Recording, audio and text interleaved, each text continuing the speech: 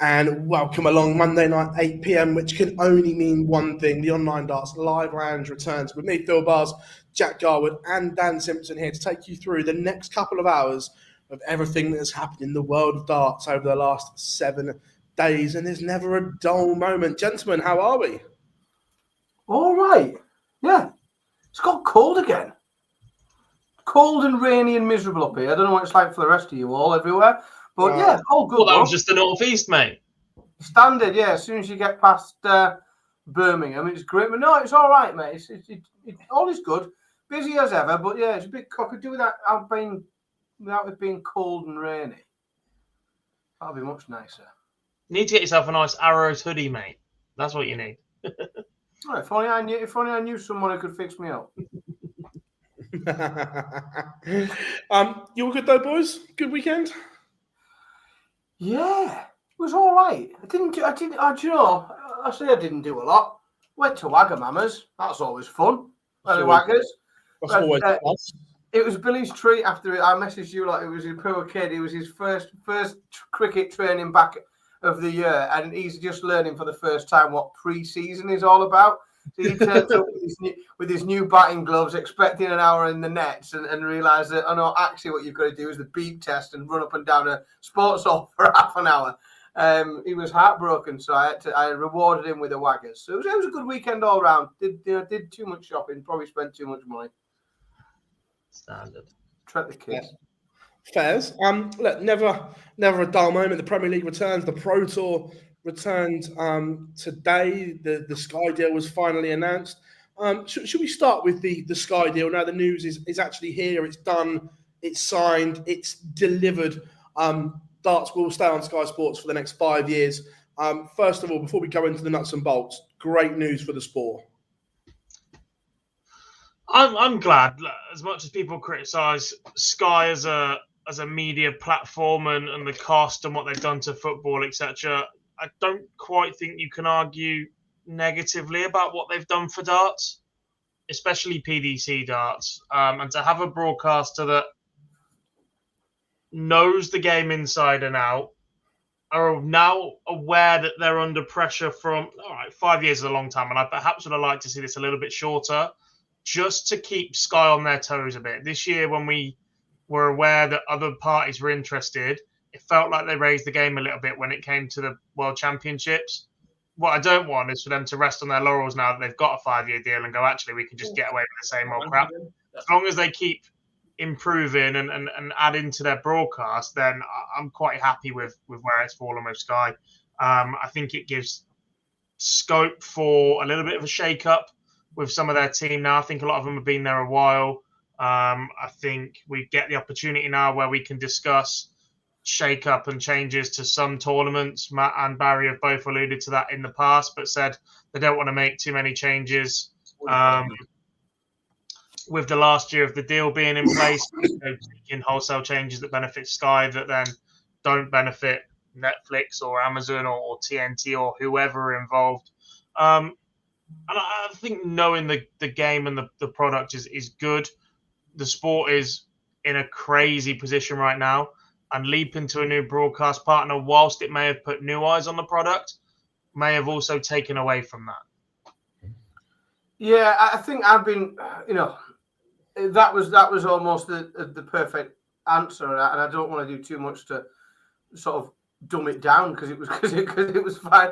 But I said for weeks and months and then years for like, I just wanted it to stay on what I consider, and this is the dinosaur in me, like a TV channel. Like I wasn't fussed. Like if it had gone to another TV channel, I wouldn't have broke my heart. If all of a sudden I find it's on TNT or it's on, God forbid, the national broadcaster, the TV license being put to some good use. But like, I just wanted it to be on television so that when people said to me, oh, that darts thing you're into, that Luke Littler, where can I watch that? I want me to just be able to say a TV channel that they've more than likely got already.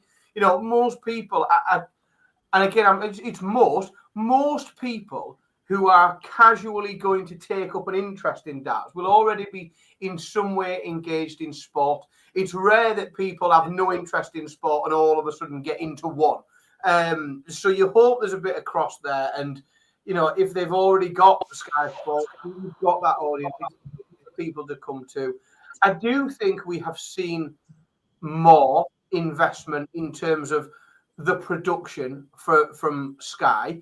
What I would say to that is obviously, clearly, let's say for the last year or so, until this agreement was committed to and signed, Sky wouldn't have known what the long-term future for broadcasting darts was, at which point you probably don't want to invest too much money on technological advancements. Why invest in technological advancements for showing darts if you might not be showing darts in 6 months, 9 months time? Why go and give big contracts to people that you want to be presenting, hosting, commentating on, etc., if you know that really nobody's contract surely could have extended beyond Sky's contract to show darts? It would be bad business to do so. They might have, but it was crap business if that's the case. So I think now they've got 5 years. It gives them a bit of a license to go and look at investing in production. We've seen things like drone shots. We've seen other bits and pieces that we'd like to see more of. Now there is that commitment that they know they've got 5 years of revenue and income. They can justify more investment into that. They can justify longer term commitment to talent, and by talent I mean in front of, on behind the screen, whether that's production people involved backstage, or whether that's the people presenting, hosting, commentating. They can succession plan a little bit. Where you've got commentators who have got maybe 1, 2, 3 years left. If you don't know you're going to still be showing darts in 2 years' time, you don't have to think too much about succession planning and who's going to come next and who will take over from them when they move on. Whereas now, knowing they've got 5 years, you have to start, and you can start succession planning and giving, which might mean that we start to see that mixing up a little bit, and people who we think will be mainstays in future getting a few more opportunities, and things start to be like we've seen over time with refereeing and things like that. That you've got to put yourself in a position whereby knowing when people naturally come to the end of that, what happens next. Yeah, no, 100%. I agree. And you touched on obviously changes. The interview we've got with Matt dropping on Wednesday, he does talk about one tournament in particular, which is interesting. Now, good evening, chat room as well, by the way. I'll go through you all in a minute. Just a few points on the chat room. Where are we? Dave, I disagree with this. I don't think Sky are awful for darts. For me, Sky were the best option to renew with. That you say this, the coverage is the same. The coverage is the same on every channel, not just Sky. ITV only changed their logos and like lower thirds and that for the first time back end of last year for 10 years. Look, there's only so much you can do as well, showing actual gameplay in darts. You can show the player and the board. There's not a lot else to offer, is there? Is the Sky commentary team perfect? No. But is it the best on the market compared to the others? Yes. Look, for me, you've got the best darts host in the world. Emma is unrivaled. An incredible broadcaster. I don't see how you get better than Emma at the moment to broadcast. Then you've got Wayne, Webby, Dan, the top three or three of the top 5 pundits and commentators in the world for me in darts. One of the others, one of the best 5 in the world, unfortunately, you won't get working for Sky. Unfortunate, but that just happens. So look, is it perfect with a few of them? No. But when you've got 3 of the top 5 that are on every broadcast pretty much, I don't see how you can get better punditry and commentator lineup than that. I also think, like, maybe I don't know, maybe I'm just not as sophisticated and complex as some people, but like, I see people getting apps. I've seen it in the last couple of weeks as well. Like last 2 or 3 weeks, there's been a lot of it. People getting legitimately irate about commentators and specific words that they've said. How dare he say this? And that was. And I think, God Christ, like sometimes it's not an easy job. It's often not an easy job. 90% of it's having to be done on the fly.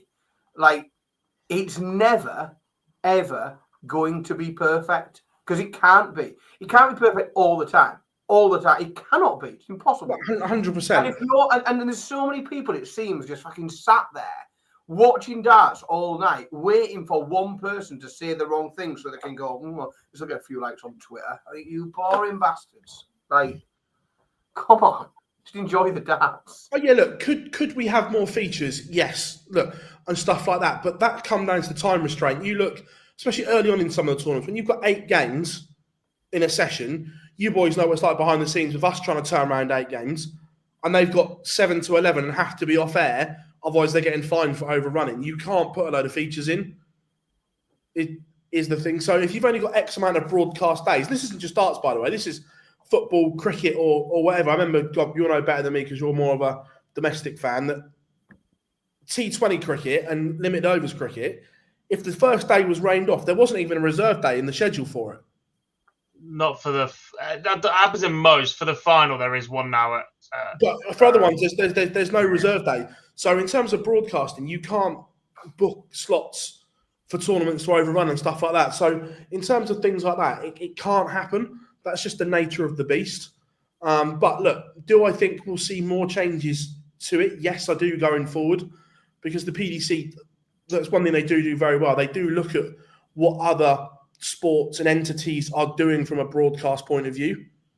And like I say, now the new deal is in place, starting from next year, I think we'll see changes. I'm not saying we'll see wholesale changes. No, but you can justify it a lot more than, you know, let's be honest, you're not going to, if you don't have a long-term contract to do that, what is the point in you investing, trying to give people new contracts, develop them as darts commentators and pundits and everything else, if you don't know that yourself, you're going to be showing darts in 6 months? The same as, what's the point in getting all your production crew trained on drone shots and investing money into that if in 6 months' time you might not have a contract? The thing is as well, punditry and commentary, this is in every sport as well, this isn't darts, is very subjective. It's also very different as well. Like, you know, probably, and both of you do, it's a very different skill being able to sit and have a chat after, when you've had time to think about it, make some notes, have a chat with some people about what might sound good and what might to say, and also check your statistics and facts and do a bit of Googling. It's very different to doing live commentary. They're very different skills. Yeah, but you look at, like, I take Premier League football, for instance, right? Alan Smith is a regular commentator for Sky and has been for years.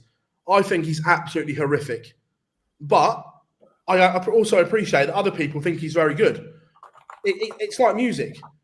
You'll like one band, you'll like another. You'll like the sound of that, you'll like the sound of that. It's very subjective. So when I see people ranting on social media, look, Pikey gets a lot of flack. And look, people might not like his style, but it is his style, and some people do like it. People do. I've seen people input, and this is the thing I was going to say. There was something in the chat room a minute or so ago about somebody, I can't think what it was or who said it. Somebody said something about stud, calling the 180 a maxi, right? And the various different other things. That for, like, I guarantee you, for every person that it annoys, that ends up on Twitter going, oh, I hate it when he says that. Like, there's a table full of lads around a pub, like high-fiving and doing a shot every time he says it. Like, it's. Well, also, it gets people talking. It could be different. The people then talking about that on social media. That's a good thing. But everyone likes something different. There are different people like different commentary styles, and that's why sometimes, you know, like when we get World Cup games and like football World Cup games, and the England match is shown on BBC and ITV. Some people will watch it on BBC and some people will watch it on ITV. And both of those, if it's split, I'll go to the punditry team that I prefer over the other one. Of course you will. And this is and now what that doesn't mean is, it doesn't mean that the two people on the other side are garbage and rubbish and everything they say is nonsense. All it means is you've got a preference. Well, that's perfectly normal, isn't it? It's perfectly normal to prefer something done in one way as to something done in another way. It's pretty normal. Yeah, and Brad, this is an interesting one as well, that I don't quite agree with. The British boxing's gone downhill, because I think the production on DAZN is 100 times better than it was on Sky. And you look now, Frank Warren's gone to DAZN. DAZN is now the home of boxing across the world. They've got Riyadh season, they've got Queensbury, they've got Matchroom. Pretty much every major fight going forward will be on But DAZN. that production isn't making any money. It's being propped up by His Royal Highness. I was going to say, there is a, like... But there's a big difference. Like, when DAZN launched, it was a monthly subscription. The production went up. Style fights included. Like, that model has gone to shoot, and it's not making as much money pay-per-view as it ever would, or as Sky ever did. But the production went up before Riyadh season. But before... It's only still come from one place and one place only, though, isn't it? Oh, now it is. Yeah, look, the money is in Saudi. But what I'm saying is everything is now on... Every major fight will be on DAZN. Yeah.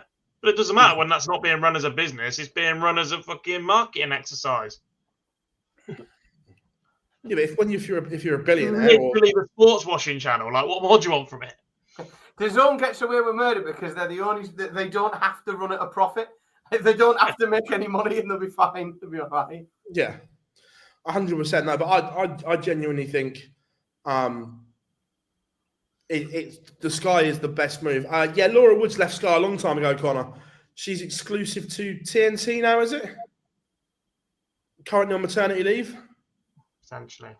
Don't know. She'll be getting dragged back into the TalkSport office pretty quick, I would have thought. they'll be having a dial in with a papoose on, I think, to get that breakfast show covered. But yeah, it's like I say, the punditry debate makes me chuckle because it is very much what you like in any sport. It's not as cut and dry as what people make it. I think punditry and commentary are completely different, though. Like, punditry, they're paid to give an opinion. If you don't agree with that opinion, then fine, that creates discourse. What I do have an issue with is the amount of commentators in the game who are consistently giving out incorrect information. Yeah, look, I get that, but still, going back to my original point, that Sky, in my opinion, have still got 3 of the leading 5 darts commentators in the world on their platform. I think a lot of that's being lost when you look at who they're being paired up with. Possibly, but I don't think that... Look, 2019, Rod Studd was the best wordsmith in darts, arguably on TV. We all know he suffered a serious stroke, and look, they're trying to nurse him back. Is he getting better all the time? Is he getting back to his best? I think he is. Is he there yet? No. But I think he gets a lot of under. I like you said, I like the Maxi. I like it. I don't understand why it would upset people as much as it seems to. It's weird. What an odd thing. How at peace you must be in life for that to irk you. No, and look, I don't want to say anything disrespectful. So what I will leave my opinion as is, even people have sell-by dates. Possibly, but I think as it stands at the moment, worse ones would get jobs than the ones that are already in there. This is the problem, is if you had a raft of people banging the door down, then you'd make the decision will be made for them. Yeah. But they clearly don't think there is. To be fair, this one I get, but let's be fair. There are that many order of merits in darts, it's easy to get confused when it's overcomplicated. Also, if all you see predominantly is darts on the telly, if you're not in tune with the rest of it, then it could be a challenge. Yeah, 100%. But look, going back to the original thing, I think it's great news for the sport. And look, I'm pretty sure that we're going to get the announcement very soon of, I'm not sure this year, but certainly next year's World. No, sorry, it will be this year's Worlds because this year's Worlds wasn't on the new Sky deal. That I'm convinced we get £1 million. I think they pulled the trigger on it and do it. Well, again, that would be great, wouldn't it? It would be lovely. But it would be much better if that announcement came with some other news where we could see the rest of the tour becoming more viable as well. Yes, I am all for £1 million a year, no, £1 million prize at the World Championships. Of course, it makes it sound good, it's great, and it's good for the players at the top end of the business.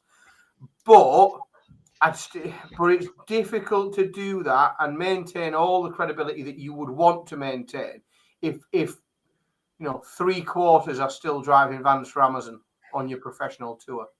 Yeah. Well, £1 million prize money for the World Championship first prize is a headline.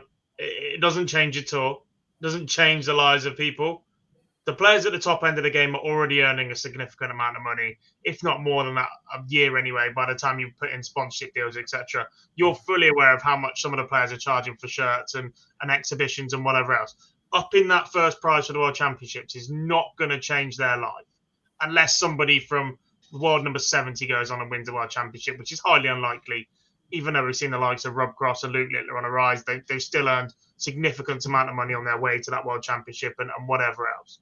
It'd be piss funny if the first one to win the million's a complete rando, though, wouldn't it? Yeah. That's the only argument for going, racing to this million over first round prize money on the Pro Tours or whacking that up and making it sustainable so that all of your 128 can, as of the day they earn a tour card, not be in full-time employment elsewhere. Like, there is no argument for that, surely. Well, look, you've obviously you've heard the Barry interview, and you've heard a snippet from what Matt says, which I played to you in WhatsApp earlier. So you guys know what's coming. But going back to the tour situation that Barry said, and look, I'm not saying it's right, but he is right what he's saying, that youngsters are more inclined to take a risk. And he fully expects to see over the next 5 years, the average age on the tour to drop considerably. That's common because sense. These youngsters will take a risk on it. I don't like the phrase like taking. I don't know whether I like taking the risk, because really what he's meaning there when he's saying taking a risk is he thinks, well, taking a risk at being is like a romance of taking a risk behind becoming a professional darts player, whereas in reality what it means is like, a potential future sporting champion with kids and a mortgage runs the risk of becoming homeless. Yeah, to try and do like that's that beg, borrow, and steal to give it his best for 2 years under the pressure of paying under someone else's money. Yeah, the risk is, it's not about it. Of course, it's easier to risk if you're living in your mum's back bedroom and you haven't got any kids and you haven't got, but as someone who had a house and kids at 22, I'm not sure whether I buy into that as a, I get it. Of course, it's lower risk. Of course, it is. But like, is that what we're aiming for? And if it is, fine, it's his thing, isn't it? Like, he's the gaffer. But if what we're aiming for is to bring people through, and we want those players coming through to be, consistently in their early 20s and build from the bottom, then maybe that's the future of the sport. Well, if you look at it, I think that's the way they're going. Look, we know the Dev Tour gets priority over all their other tours. That with the JDC coming through, the youth is the way forward. That's the way you can see. That's the channel and the way they're going. With the greatest win in the world, they don't want someone that's 50, 45 to 50. That's not the area they want. They want the young to come through. But for me, that's mental, because part of the beauty and the romance of darts is that you've got players of the age of 17, 18, like Lou Littler, competing with players who are. Ross Montgomery was 60 on tour last year? Yeah, he was the oldest player to get a tour card. But don't get me wrong, I'm not saying I agree with this. I'm just saying that you can what see other sports does that happen? Like, these stories that they keep trying to manufacture. Oh, isn't this 17-year-old great? Yeah, until everybody's a 17-year-old and then nobody gives a shit about them. Yeah, I get, and I completely get this. It's dead good. Like, you get young players. That's how you develop the sport. You have a brilliant dev tour. You get more young people coming through. You get more people playing in academies. Of course, that is the future of the sport. But this notion that as a professional sport with £1 million prize and et cetera, is that if you are not in your early 20s and live in your mum and dad's spare bedroom or something, or can live for free at the kindness and generosity of others, then you can win a tour card, be a pro tour player, but then prohibited from playing those events because you have to go and drive a van to pay your mortgage. And for me, it detracts from where darts should want to be. Like, we shouldn't have professional. I get it, like if you're I don't know, because there'll be pub players all over the country who think that they can be professionals and traveling all over the place and shelling out loads of money to go all over. And really, some of the best players that have ever played the game have never gone on to be a professional. They're just not equipped enough to do it. Yeah, and they either need to but if it's never going to work, somebody needs to put their arm around them and say, like, come on, this isn't for you. You need to get your priorities straight. But by the same token, why should somebody who's legitimately talented, like, find me another sport, professional, with the amount of television coverage and with the amount of money involved in it, with sponsors and everything else, where we have professional sportsmen who are unable to play their sport because it doesn't pay them. Like, it's mad. And I just think it's... I would say lower down, maybe golf. Because if you don't make cuts, you don't get paid and stuff like that. Well, that's correct. However, what I would say to that, in terms of the slight, and I'm not a golf expert, so I'm happy for someone to tell me to piss off. But a lot of the golfers that I've been aware of who are fairly lower down, who are going and playing at Opens and things like that, the vast majority of them, whilst there are amateurs and there's that they're going for it, they're often club pros. They are often involved around the sport where they can continue to generate income from the sport. But what that income is it's generally being club pros at a golf club, giving golf lessons, running the youth team, etc., etc. So, which pays them a salary, which is like a proper income, and then sponsors to go to events and other different people. It's not as it is in darts, where, like, you work in Asda and then go and play on a weekend, and if you win, someone gives you an envelope.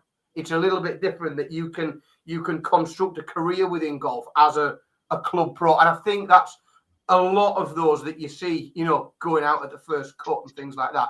They're all still earning a living. The only two sports you really don't get that in are the two that Matchroom absolutely dominate: snooker and darts. Most other individual sports, you represent your nation or your country, or you get funding from UK Sport or Sport England or whatever. If you make that, you make a team event, you play for a club, you get paid a wage. It is only really darts and snooker where we're having this battle. Snooker have already dished out the money despite bringing in considerably less in revenue, and darts is trying to catch up with it. To be fair, if you want to tick on your bingo card, you could stick boxing in there as well.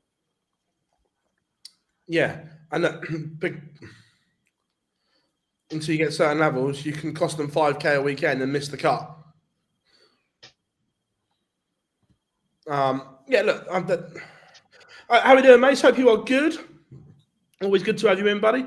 Oh yeah, by the way, I'm not saying I agree with this, but I can just see the way it's going, the way they're pushing the youth, and that's the way they want it to go. And they should do. Like, let's be honest. Like, what I'm not saying here is it should be about getting loads of people, get out of the warehouse and onto the darts tour. Like, I don't think that's not exclusively it. It needs to be like, but you've got to develop something from all angles. You can't just focus on one thing. You've got to do a bit of everything, haven't you? The thing is, having spoken to Matt and Barry recently, I know the fairy tale and the dream is to have first round losers money, but over the next 2 to 3 years, I can categorically say it's never happening.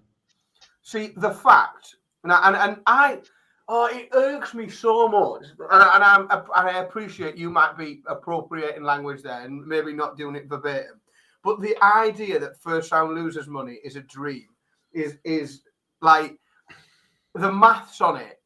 Oh, look, I'm fully with you. I think it should be there. I'm not. It's absurd. And again, I don't think anyone sensible is saying, first round losers money should be $1,000. Like, we're talking a couple of £100 to make to cover sure expenses of that generally, hotel and travel. Like, that's it. Yeah, generally people aren't doing it at a loss. So you haven't got people getting on a train in Hartlepool, going down to Milton Keynes and paying for a hotel, and then getting fucking nothing and then having to travel back up. Like the idea that they'd cover the National Express bus for you is like that, and I genuinely think it would change. It sounds fucking trivial that 250 quid, 500 quid over a weekend, or no, they're not weekend events anymore, are they? Because obviously none of them have a full-time job, so they can all play weekdays, you see. That's how the tour is constructed. But so it's 500 quid for a 2-day event. Like, I think would be reasonable in terms of covering travel and expenses and a hotel. To make, otherwise you are potentially winning a tour card. Someone will do the maths on it. Someone probably already has already. Like how much you are down. Like the moment you win a tour card and you say, right, well, I'll play all of the Pro Tour events this year. I won't play anything else because I probably won't qualify for everything because I'll lose in the first round of every Pro Tour. But if I travel to every Pro Tour, like how much am I down? How much have I lost this year already? And I just think you don't give people a fair crack. Like if you start and you are already, $7.5 grand down before the year's started, I just don't think you give people a fair go. I know, look, I'm 100% with you. And look, I think there should be first round losers money. But having spoken to the two at the top, it's not happening. And that's the reality of it. We all think it should happen. I don't think there is anyone in our chat room in particular that shouldn't happen, but it's not happening.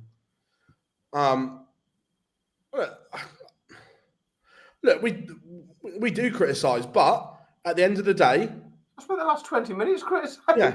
I've not had a good word to say about anyone for half an hour.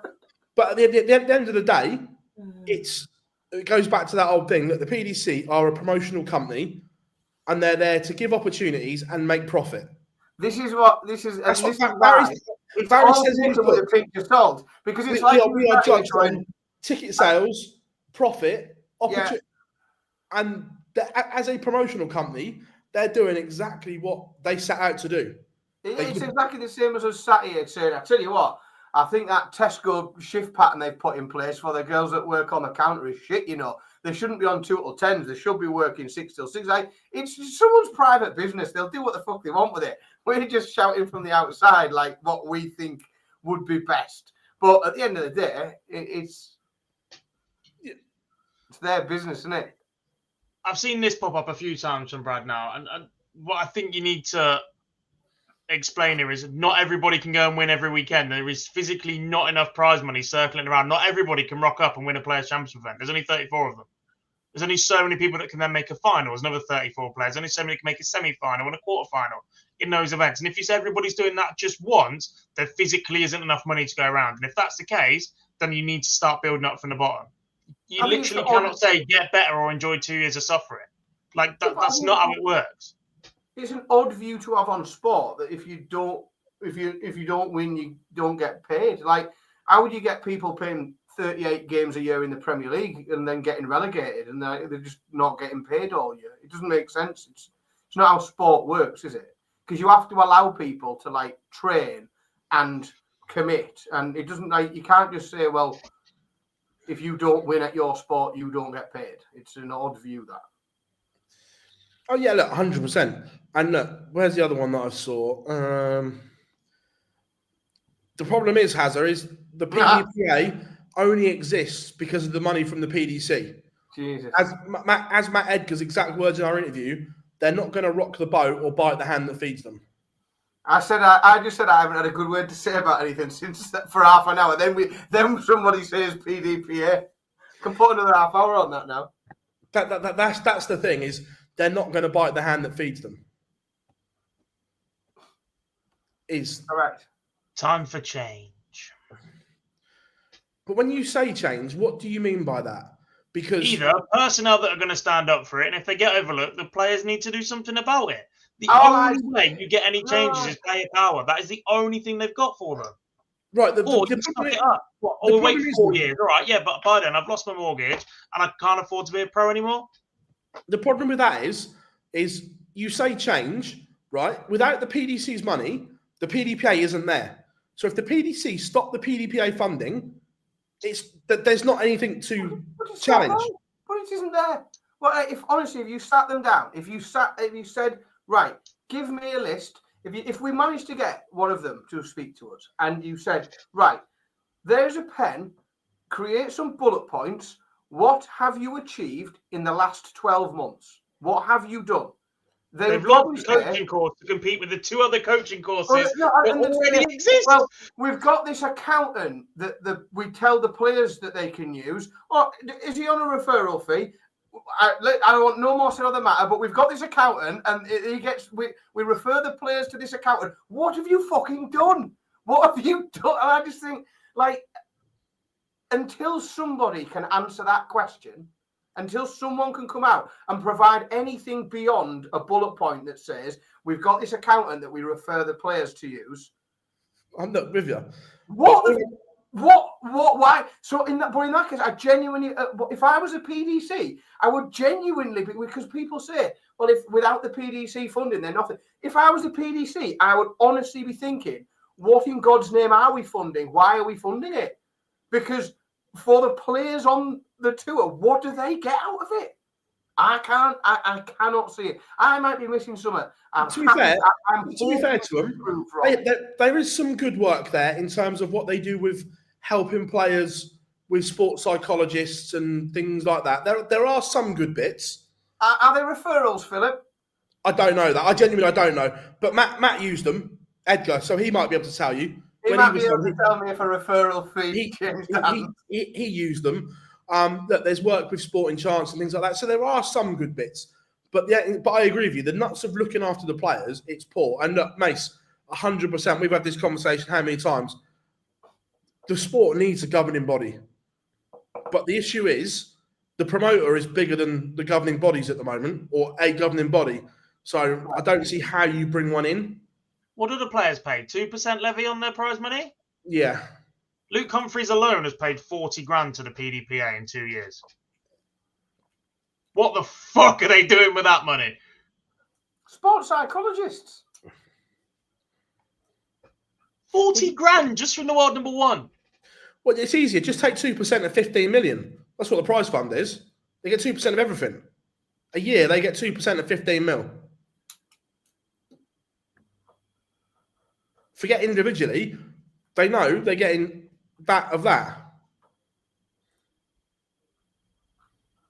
Fucking mental. Look,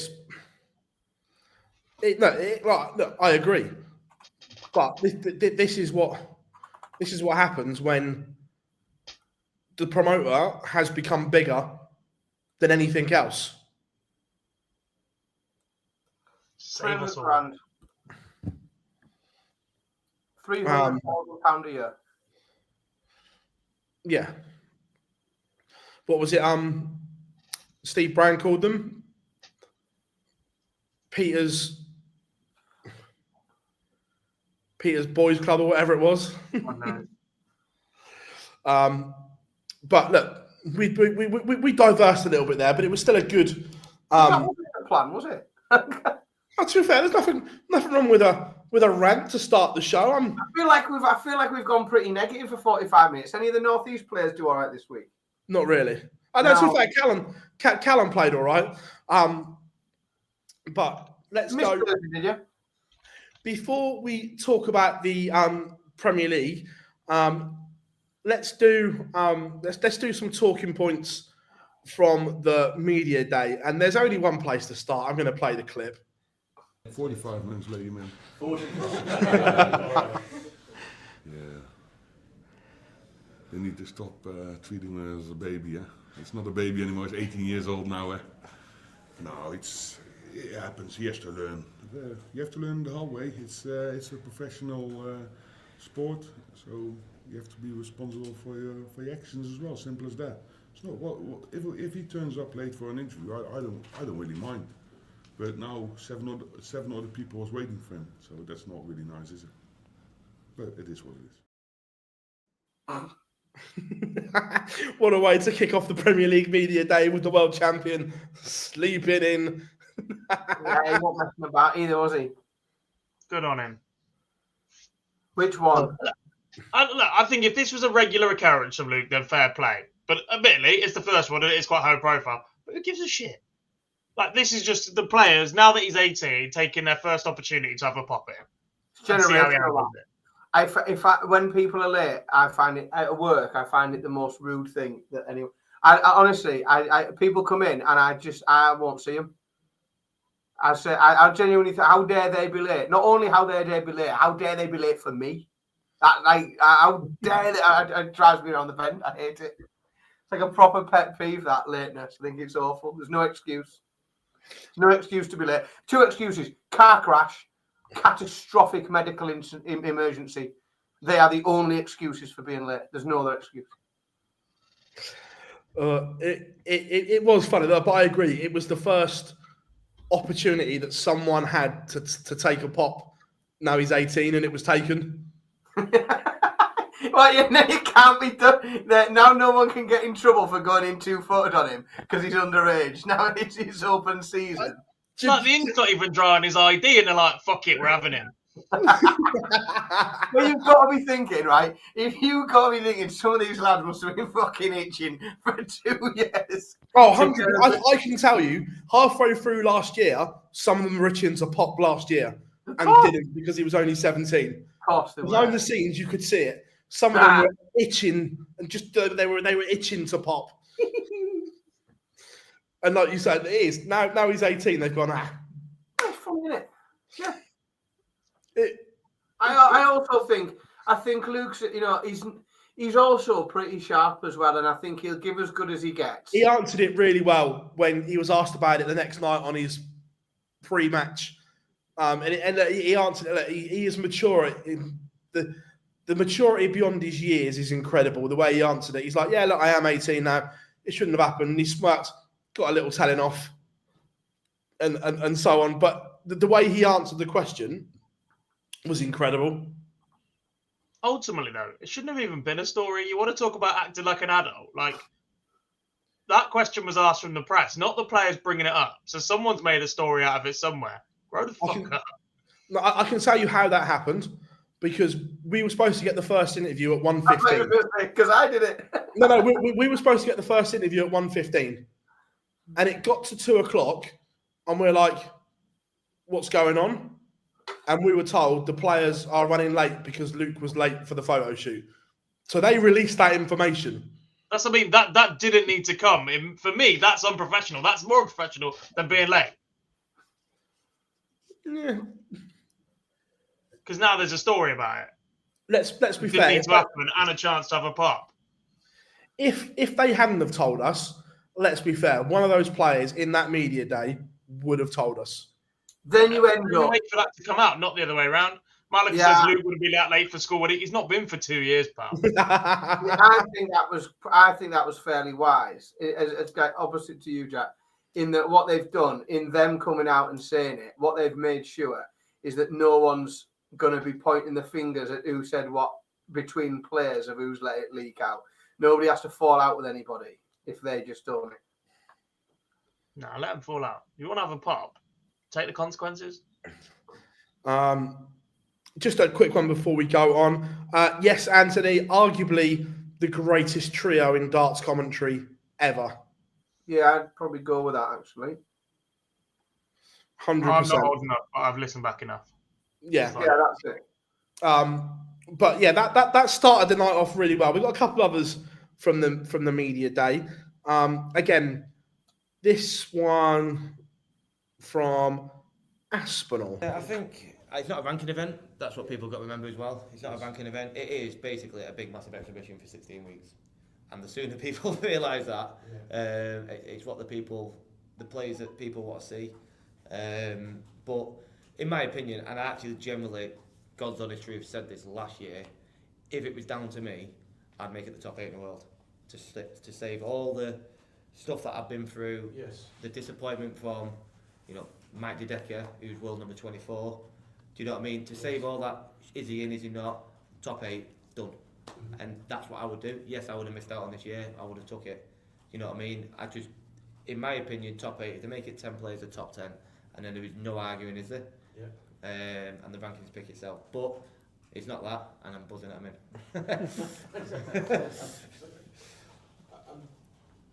I'm sure, I know it's old hat now, but I actually quite like that from him, honest. He's honest. I don't know what we'd talk about. Take for some 6 months bollocks of in the the year. form he's in to sit there and call himself a player that everybody wants to see. I'll be completely honest. No, I think he's certainly in the top 10 of players that people want to see. Join Yeah. mine. Yeah, I mean, the current champion wouldn't have won it last year under that format. No, well, Dazza wouldn't have won it either when he got picked. All right, move on. But I also like his little dig, Mike DeDecker, World 24. Yeah, He got that in. I think he's looking for something, isn't he? But I do think he's still looking for something, and I don't know where he's looking for. I think he's probably looking anywhere he can find it, whether it's with a bit of needle, whether it's with a bit of controversy with it, whether it's in the interviews, because he's been, let's be honest, he's been lacking on stage for some time. There's been little snippets, and we've seen glimpses, but he's been some way away from his best for quite a while now. A lot of that comes down to injury as well. You got to think. But regardless of why, it's happened, hasn't it? And I think he is. He's hunting for something. I think because he just needs to get back properly now to some consistency. I think the Premier League could be a really interesting campaign for him because if he can get at it, he can get at it regularly. And certainly, if he can get a bit of needle with some of these lads on the regular and motivate himself to battle through some of those games, and it could make the rest of his season. And this was an interesting one. Again, this was the papers tried to get a line from Cross. All right. I've no idea. I'm probably going to change the thingy. I'm not really bothered with it, It's one of them, isn't it? People either respect you or they won't, and it's like an opinion, Everyone's got opinions and stuff, and it's always going to lean one way or another. I just sort of focused on myself and focused on my family and other stuff. So whatever people think, they can do what they want, really. It's their choice and it's their opinion. Well, obviously my face must not fit, but it's one of them. But they're still going to see me for 16 weeks now, so I'm not really too bothered. I never really played darts for the limelight. Really, I'm not one of them people. Some people thrive off it. When I won the World Championship, was I ready to be in the spotlight? Probably not. And did I really want to be in the spotlight? Probably not. But I done it, I fronted it, and I learnt a lot that year, So, for me, I'm happy as long as the check hits the bank at the weekend and I can feed the family on Monday, Put a bit of shopping in the fridge, I'm happy. So the context behind that, Rob, was the papers asked him, did he feel disrespected because he wasn't on the promo video for the new Sky deal? Modern day John Part. Respect from the wall. From the fucking poster. Sort it out. But to be fair, trying to put every world champion on a poster is almost impossible and make it look neat and tidy. No, there's not that many of them, Phil. There's not that many of them. There are bigger commercial assets, though.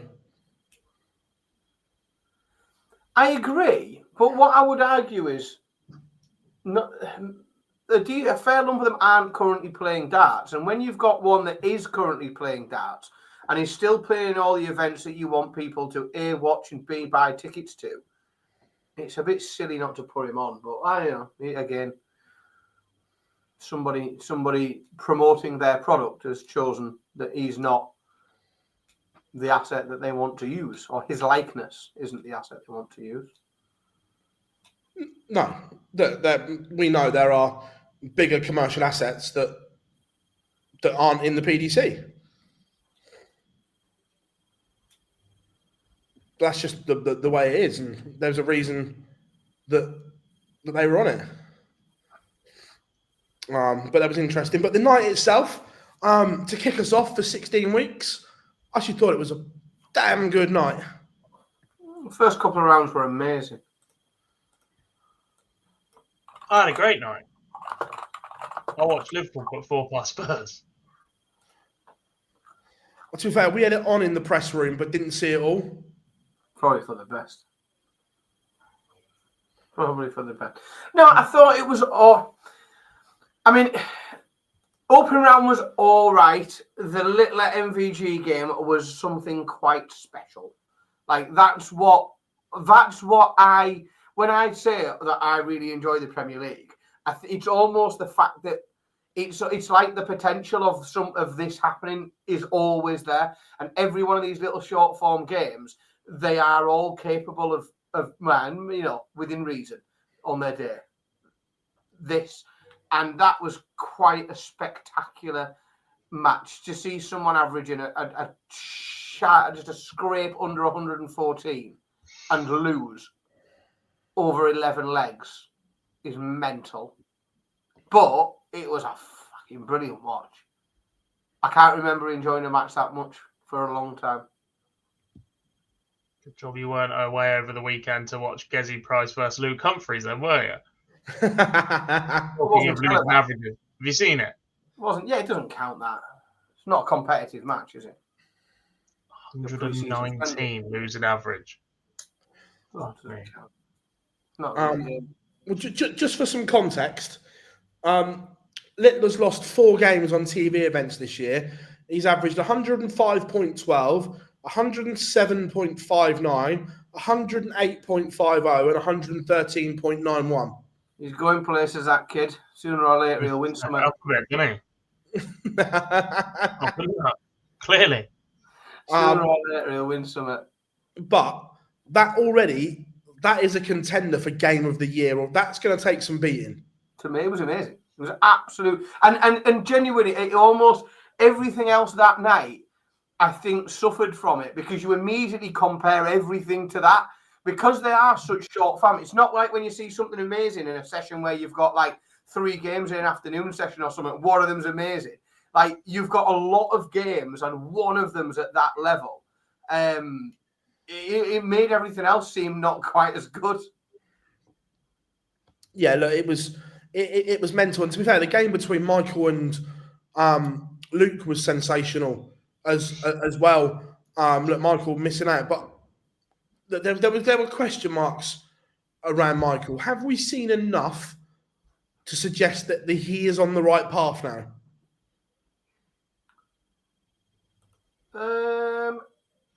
Yes, I will accept that he's on the right path. I don't think he's there yet, but I certainly think that his trajectory is heading upwards rather than where it was heading previously, which was down to middling for a bit and then down again and middling a bit and averaging out. And I think he's definitely on an upward trend. Just how long he can maintain it because I still think his throw and the action looks susceptible to breaking down. I think he's not feared. We all know he's not feared in the way that he used to be. So it will just be once he gets to that level and maintains it, like can he come back out again next week and average ton plus twice again? Like the Michael Van Gerwen of old could do that regularly, regardless of how everybody else was playing, could tip up every week and do a ton plus average a couple of times. Of course he could. It'd be interesting to see if he can carry it on. I didn't mind. I thought the action actually looked the best it had looked in a long time at the Masters and here. I think the work that he's been putting in with Vincent is now coming through consistently. I liked the full extension of retrieve dart, long arm out, and back at a rhythm. I agree. That's part of the things that over the last 2 tournaments I've really liked. That it looked more comfortable. Look, the position of the dart in his hand, I don't think that is ever going to change now. Because of the operation and so on, I don't think he can get the dart back to where it was. So I actually think he's embraced this change now fully. And I actually quite like what I've seen this year so far. But all right, he's not back. He's on the right path, certainly. No, I'm not saying he's back, but the trajectory putting is... performances where he can back it up. The one place you want to see him to prove it, and the one place he probably needs more battle testing is the one place he opted not to play in today. He's playing next week. So he's not skipping next week. He's there next week. And we'll know more this time next week, won't we? Yeah. But I liked it. I liked what I saw. Yes, there was a couple of missed darts, like a couple of sloppy darts, but overall, I think it was a mass improvement from what we've seen. But yet again, Luke Humphries showing what a class operator he is. Winning the Masters, winning night one of the Premier League, Luke Humphries is looking like it's going to be there or thereabouts again this year. It was all right, wasn't it?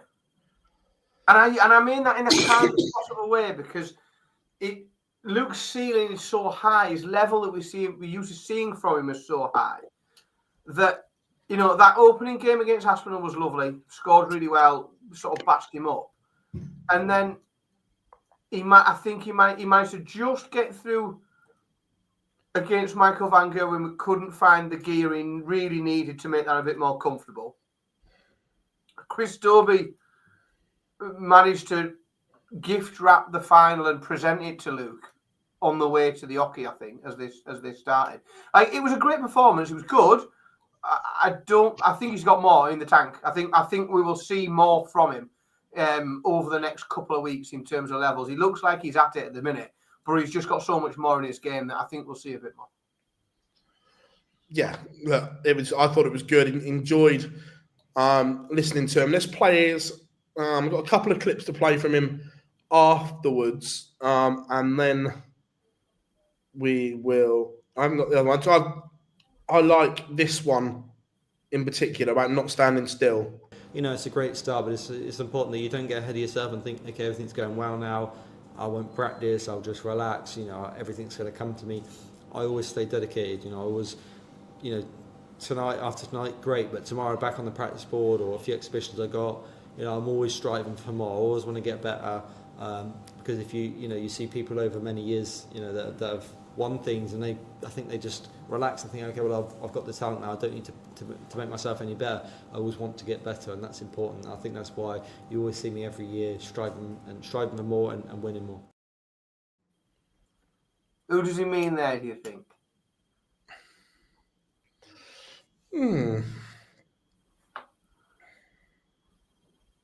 Because there's a list, if we're honest, isn't there?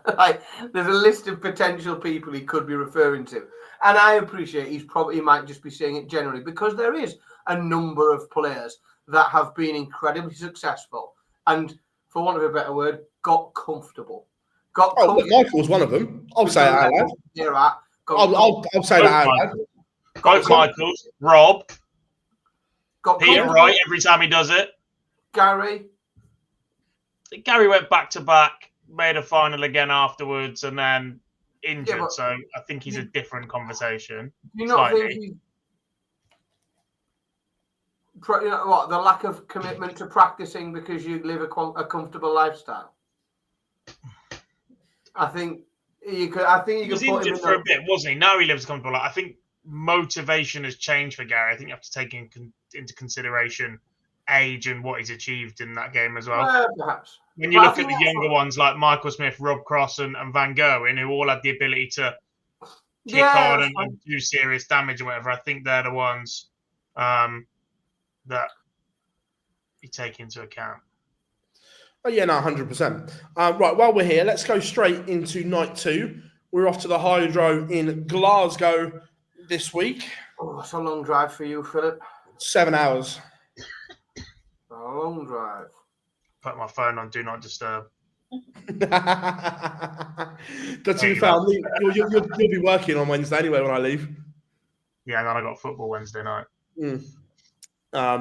Yeah, 7 hours. Treat yourself. But quarterfinals are Rob Cross against Luke Littler, Michael Van Gerwen, Stephen Bunting, Nathan Aspinall, Gerwin Price, and Luke Humphries, Chris Dobie. Repeat of last week's final in the quarterfinals. I think we'll be saying that a few times this year again. First of all, look, the Hydro Stupid format. the Hydro is always a special atmosphere as well. One of the better ones. But I'm interested to see, Scott in it this time around. So it'd be interesting to see whether the dynamic changes. Could just be one less person getting booed, I would have thought, for whoever's playing against the alleged Scotsman. Does it? They get battered everywhere they go anyway. Yeah, so the tails go. Um, I don't think it's a bad lineup, that, I think it's all right. I think it's canny. There's a lot to like about that bracket. You're going to be bored Yeah. shit for something in 3 weeks. I'm not going to be. You might be. I'll be fine. Where's I'll night just- 5? Brighton. If you're still excited by Nottingham, I'll be well impressed. We'll see. We'll see. Yeah, I think, obviously, little is littler. Rob Cross has had a good day. Yes, he Rob didn't have Cross a great... played beautifully today. That's what I mean. So, Absolute beautiful. Luke against Rob is good. If you the current version of Michael Van Gerwen against Stephen Bunting, that's a lovely game. Everyone likes that. Luke and Chris Dobie is a repeat of last week's final. Who doesn't want to see that? And then Aspinall and Price. Maybe probably after he got his ass handed to him. Doesn't irrelevant. We move on quickly. Then I think Just that saying. Kessie Price and Aspinall's an interesting one because both of them were question marks over inclusion. One of them is going to go opening 2 weeks with no points. So we know one of them is going to go, and then the week after, Price is playing Littler, Aspinall's playing Cross. If whoever loses tomorrow, if Kessie Price loses tomorrow, then he potentially goes into week 3, no points at all, winless, and having to play Luke Littler. And life comes at you fast when you've got to be in that, when you've got to play Luke Littler in an arena. So I think that's a really interesting game. I think that Aspinall Price game is interesting because someone's going to be 2 weeks and no points. Right. Well, let's run through it. Game number 1, Rob Cross against Luke Littler in Glasgow.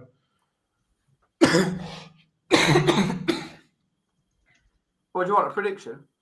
How do we see it going? I didn't get to see any darts today because I worked all day. I didn't even get to. You didn't get so much of a hello from me on the stream today. I had a right busy day, so I have seen numbers and that's it. Cross played beautifully today. Beautifully. I think he'll be pissed off that he averaged 114 and went out in the first round, and I think he'll come out flying. 6-3 Littler. Job. 6-4 Littler. 6-4 Cross. Fairs. MBG Bunting. 6-5 Bunting.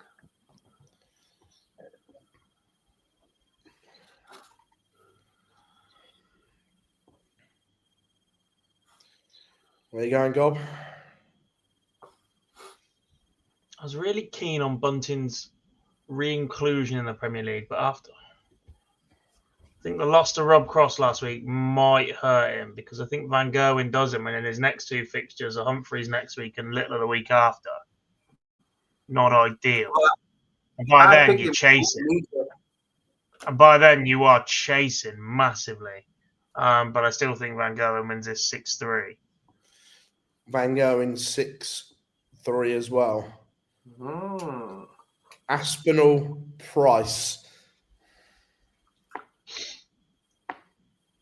Price wins 6-4. I have exactly the same. 6-3. Same person. Humphries Dobie. same result as the final, 6-3 Humphries. It was 6-1. 6-4. Revenge. Dorby.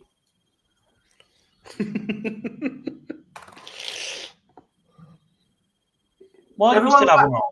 Why do we still have him on? I tell you why. Because everybody laughed last week and picked Gerwin Price when I went, Chris Dorby will piss that first game. That's why. Yeah, but you don't actually believe it this week, do you? No. You just committed to being the North East knobber, didn't you? Yeah, I don't believe it. I don't know. It's going all right for the North East sport. It's on the up. We had a pretty good week this week. All has gone well. He gets bashed again, 6-3. Oh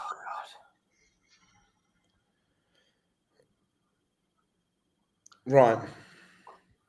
Gob? Luke beats Luke.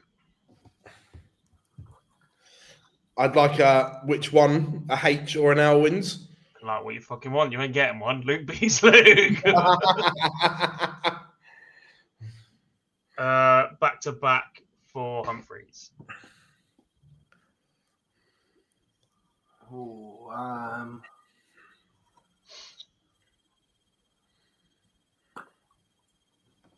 Price beats Bunting. We've got 3 different winners. Van Gerwen beats Humphries. 3 different. Oh no, we haven't got. You both have Humphries in the final. Chat room, what are you saying? Price beats Littler from Ricky. Also on last week's Premier League, this didn't happen on the Oki, but was great to hear the return to the commentary box of Wayne Mardle after everything. It was kept very much on the down low. There was no big announcement, but it was just so good to hear him back, and sounded like he'd never been away. He didn't miss a beat, did he? And I think it was handled with some level of dignity and class by Sky as well. Like, I do think sometimes you have to normalise it for people, because you can draw too much attention to the fact that it's his return to doing the job. I think the way that they did it was brilliant. I think the subtleness that his core commentators dealt with it was very good, and it was lovely to hear him back. There's been an awful lot said already in tonight's show about the quality of commentating that we get to see or listen to, depending on how you're taking your media. But I don't think there's many people out there that want a massive addition to the sport. Very nice to see him back. Yeah, and like it's just the fact that he never missed a beat. It was like he'd never been away. It was like Wayne had just picked up from the Grand Slam. He's still on display, much to Mrs. S's frustration. Yeah, it was like it was just like he picked the mic up from the Grand Slam and carried on. Incredible stuff. Look, Dan Dawson stepped in and has done a great punditry job as well. But look, Dan is a great broadcaster. He can do that. He can talk about darts all day, whether that's in front of a camera or behind a mic. Him, Webby, and Wayne are just incredible broadcasters, as we said earlier. Also, I didn't. Obviously, it wasn't made a big fuss of, but TalkSport doing the Premier League as well as watch-alongs and darts on the radio is back for the Premier League is a big step forward for the sport as well. Massive. Look, their coverage over the World Championships is top class. Like 100%. When you consider how visual a sport darts is, to think that it would even work on the radio is mad. But actually, it does. The team they've got behind it are really, really good. And the fact they're now kicking on to put it on for the Premier League with its logistical problems that we know that's going off. But the fact they've even gone, yeah, right, this is the one we're going to target. Not, all right, we'll send a team down there for a week when we get to the match play or whatever. The fact they've gone, right, 17 weeks in a row, whilst there is Europa League football on and God knows else what as well, we're going to commit to find a way to broadcast this every single week. That shows just how much of a demand there is for darts, and hopefully it keeps going that way. Because if they get that team and coverage across most of the PDC events, I don't think anybody would begrudge it. I think 100%. They've done a bloody good job with, and I understand that they are limited to who they can have, because certain people are under contract to certain broadcasters, and some of them are contracted to Sky. Even the ones that aren't being used for the Premier League are contracted to Sky, some of them. But I legitimately think they've done an incredibly good job at assembling a very talented team. And there is a case to be made that if I could sync it with my TV, I'd happily watch on TV with the TalkSport comms. I think it would often some weeks be my preference in lineup. I think they've done it is brilliant. I used it quite a bit over Christmas, traveling around and all over the place. But I think darts on the radio works really well. And the more people have of it, the better. It's the fact they've committed to it being a digital broadcast as well, haven't they? Like, the issue I found with the World Championships is the 2 times I went to listen, there was football on, there was rugby on, there was something else on, and actually the darts kind of got shunned for that session. For this tournament, they've committed to be on air for all 17 weeks in some form. Yeah, you might have to be on their YouTube channel, or you might have to be on somewhere, but you will still get it. You can still access it. And what it also does is, for some and for many, like, it might remove the paywall. You know, if you're stuck behind a paywall and you can't see it, then that's your access to the Premier League every week. If you are international and you can't watch it, then if the fact that that's on YouTube, you can tune in there and you can do the watch along with the guys and you can listen to their commentary. And I think it's really good. It's very good. It's on the TalkSport app as well, which is superb. Yes, Tommy boy, Mace was on last week with Laura and Mark Wilson, one of the TalkSport forever faithfuls. Mace doing a great job on darts on the radio. This is an interesting one. We touched on this in our WhatsApp group, and I'm interested to see if this continues or whether he gets pulled up. Angry Ginger and Littler putting in 15k, watching them play on Twitch. Now, that must be quite close to the line in the player's contract, playing on streaming platforms and broadcasting themselves playing. He wasn't playing darts, was he? Yeah. Oh, I thought you meant. See, first of all, I don't know who the lad. Like, it's not. It's like we had to have an half an hour at the weekend while everybody explained to me who the fuck Kendrick Lamar was. Like, so I'm not. I'm not in touch with this at all. Yeah, I suppose it's difficult, that, isn't it? Because I suppose it depends on the wording of the contract, because I assume Luke must have had some sort of permission to go on, something like Bullseye, for example. Yeah, that's different. That's he's playing darts on somebody else's platform on the team, But I suppose it comes down to the wording of the contract. To be honest, when someone said there that he was streaming with someone, I assumed he was playing FIFA. I didn't think he would actually be throwing darts. Don't get me wrong, he wasn't in his dart. He was in his hoodie and just playing in Angry Ginger's office. He took out 170 in it as well. Is it competitive they're not allowed to do? Because actually there's a fair few players that have TikTok accounts that will go and live stream their practice sessions. Like, I don't want to name drop in case they haven't been clucked onto it, but there's a couple that didn't have tour cards that now do have tour cards that were very big on TikTok last year that might fall foul of the same rules, but I don't want to go and alert their names to people if this is the case because they quite enjoy it. Surely to God, the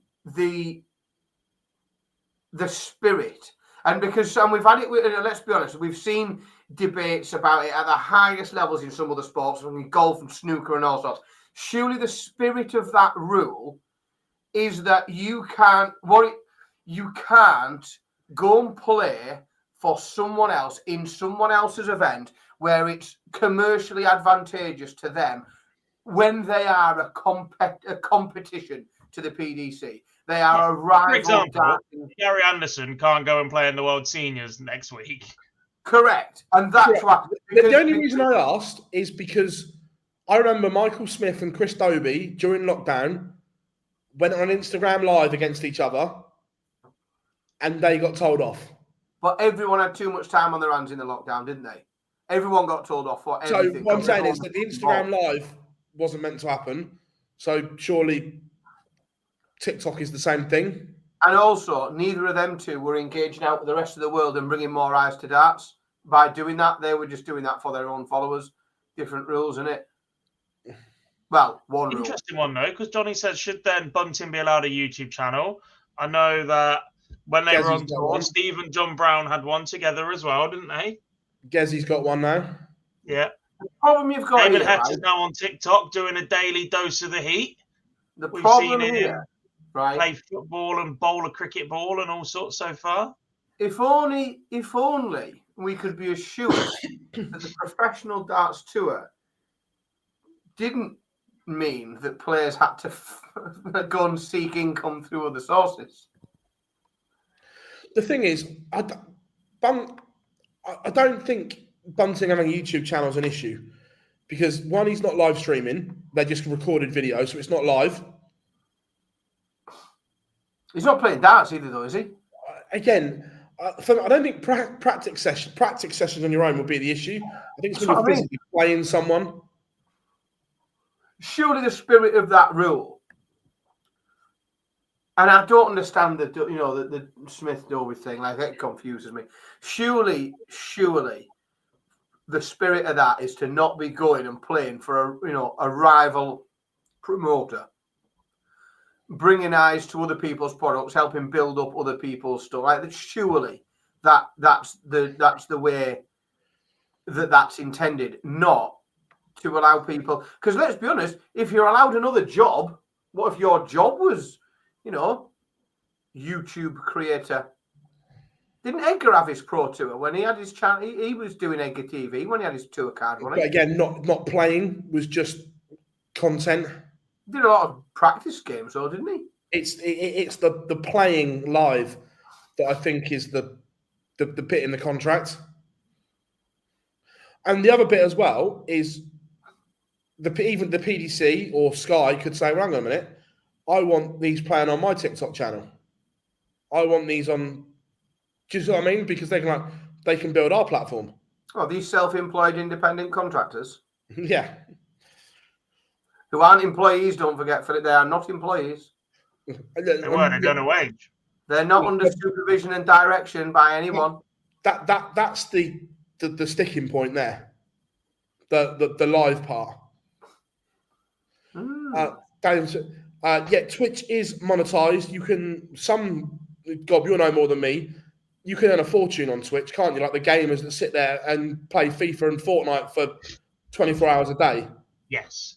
And Ginger's one of the biggest in the UK as well, so his platform is massive. 15k live on Twitch is ridiculous numbers, especially when you consider how many of them will be subbing or gifting subs as well if they hit certain things, which means they then pay for other people that are watching that haven't paid for a premium level of sub to receive one as well. Like, people will just chuck cash at it. It is ridiculous. And then you can pay for like interaction. So someone might have a noise alert that costs 700 bits is what it's called, and it will shout something across the stream if you press that button, but it will cost you £1 to do.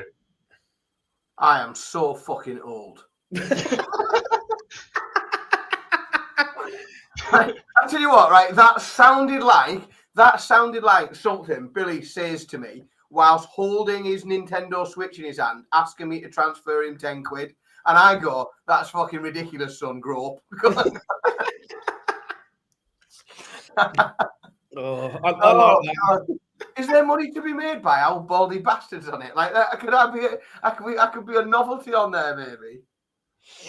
I think I could do watch-alongs of me giving my views on other people doing Twitch. That'd get some views. I think that'd be good.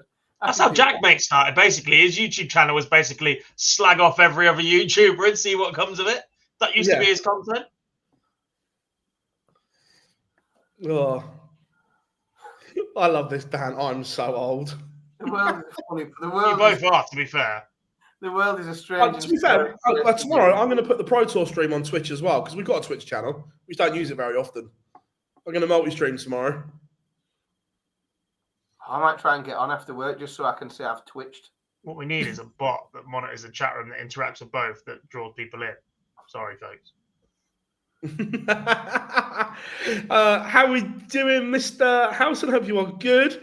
Look, it's an interesting one that we obviously spoke about it in our WhatsApp chat, didn't we? And I was like, this might be a little bit close. But it'll be interesting. Don't get me wrong. Ginger's actually got better as well, isn't he? 15 dart against him. Yeah. He's a solid little dart player. He missed a match dart. Yes. James, it might be. Look, we very rarely use it, but now we've got a proper streaming facility in the office. I'll do more often. Also, more important, as if you're only 31, Chris Bradley. The state of you, sir. Right, we've had a couple of comments here, so let's talk about it. We've had this one. Like and subscribe, folks, and we'll fucking hammer you. From Brad, and this one from Paul. Now, I was pretty clear in the WhatsApp group what my view on this was.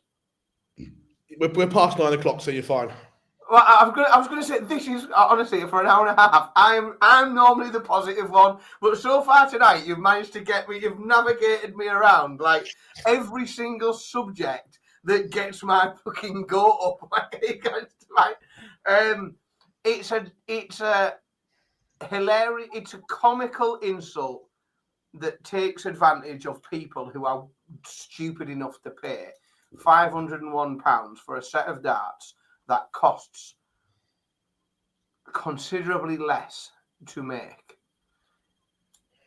I get it. If you're a fan and they're a collectible, I think it's the worst kind of taking advantage of people who are loyal fans. Not a fan, I'm afraid, of charging 500 quid for a set of darts. The thing that's is, someone who owns a set of people are silly enough to pay for it. They're going to make them, aren't they? Like, they're a collector's item. Fine if you. They are a lovely set of darts. They are one of. But the issue is they're so. The volume of manufacturing they've been through in the past means there's so many sets out there. Like, there is nothing special about that set of darts in that box. The box is the special part. And actually, if you take the darts out of it, they're then worth 40 quid again. So you have to keep it all together. That video thing in the lid is not going to last a lifetime, so that will break down before you even have the chance to hang on to it for long enough to then resell it onwards. We've seen this a lot. Phil Taylor's got 10 sets out in those really nice collection box and whatever else, and you will see more of this as players win world championships and do whatever, because there's a chance to make money for it, because the collector's side of darts is almost as big as the playing side these days. There's some serious money in things like framed shirts and signed pieces and whatever else, as long as you avoid all the tatty photos that you print off and get them to sign in blue pen and transfer over and whatever with that crap. But there is value in a lot of this stuff. There is value in, look, I've got a couple of Noir sets. When they first came out, I had 4 of them at one point. I've sold some of them on now. I've kept the ones of the players that mean a bit more to me. I've got a Gary Anderson set and a James Wade set. I used to have a Michael Smith and a Kim Hybrecht set within that as well. That actually, it might be Kim Hybrecht. Yeah. Gary and James. No, yeah, I've sold Kim and Michael Smith because I was planning to build the set, and then they introduced more to it. And I was like, actually, it's a bit of a stretch now. Like, there's plenty of other things around that now that people will collect. There are lots of Gary Anderson fans out there. Someone who referees at the seniors, Eddie Mason, is one of the biggest Gary Anderson collectors. I absolutely have no doubt that Eddie will get his hands on one of these boxes. It's to be up. There's at least 501 fans. Yeah, look, when I heard about the price, I was like, look, it's a lot of money. I thought they were going to be a special dart as well. I didn't realise they were literally just going to be, were they phase 1s or phase 2s, whatever they were? Yeah. I thought there were going to be a special commemorative dart. So I was a little disappointed when I found out that it was just those. It's Look, £250,000 smash and grab.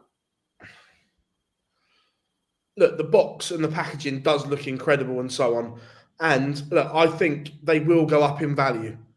The Phil ones, his last ones, I've got a set unused, and they've doubled in price. In when did Phil retire? 7, 8 years ago. For the first time or the second time? The first time. Yeah, but how many did they make of them though? Wasn't that a considerably smaller manufacturing run than 501? Can't remember, to be fair. 500 of something's quite a lot, you know. Like, in terms of, you know, how many people are willing to commit to that amount of money and then commit to more than that because they've become scarce. 500 is quite a lot. I didn't get the Anderson ones. No, I've got a set of the Taylor ones. I'm just trying to think. I'm just trying to see how many they made. No, see the Phil Taylor ones, Dan. They made 5,000 sets. Fucking hell. Well, they make of the Elysians, a couple of hundred. Yeah. I'll hang on to them Ian White ones I've got. I can't get into it. Like, don't get me wrong. I genuinely think that there is a market for, and I tell you what, I think where I think the market should be, and it's what you like, but it's like match worn stuff, you know, match worn shirts on particular events, items that are part of history, match used darts, things that are part of history, boards that were used in particular scenarios. They are part of the history. That is not part of history. They are not part of darting history. There is nothing special about them whatsoever, other than someone has constructed a way to present a bog standard set of darts. There isn't a story behind them. There's no romance. There's no nuance. There's nothing. I just think, oh, how boring. Like, it doesn't excite That me. he went back to back win and then made a third final with, but yeah. No, they're not the set, though, are they? They're 501 sets that were just made on a lathe. They're not. Yeah, no, look, I was expecting more, and I thought it was going to be a special dart. I didn't realise it was just going to be a rerun of those darts. So disappointed overall, I think. Like I say, the packaging. Richie needs to start making presentation boxes for darts. Wait, no, Richie's promised me a set. If they don't come like that now, I'm going to be livid. He's going to have his chisels out and everything. Yeah. Nails on the corners of the box. I'll get the owl shirt out. Before he put Never Give Up on the back, he was a quitter. Brilliant.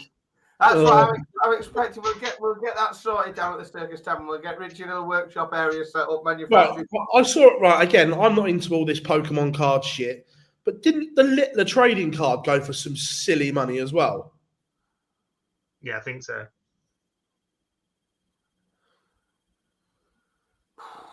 Like proper silly money. To Germany somewhere, I think. Yeah. To an adult. Yeah. Just fucking immediate hard drive investigation.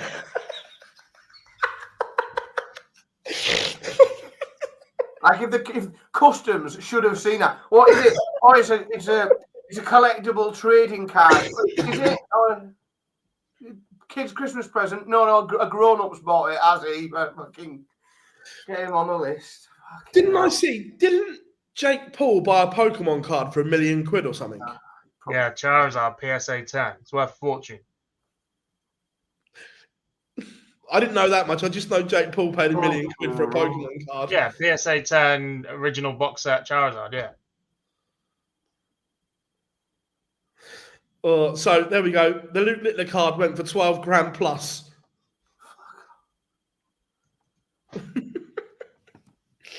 Wait till I release my darts NFTs. Then you'll all see.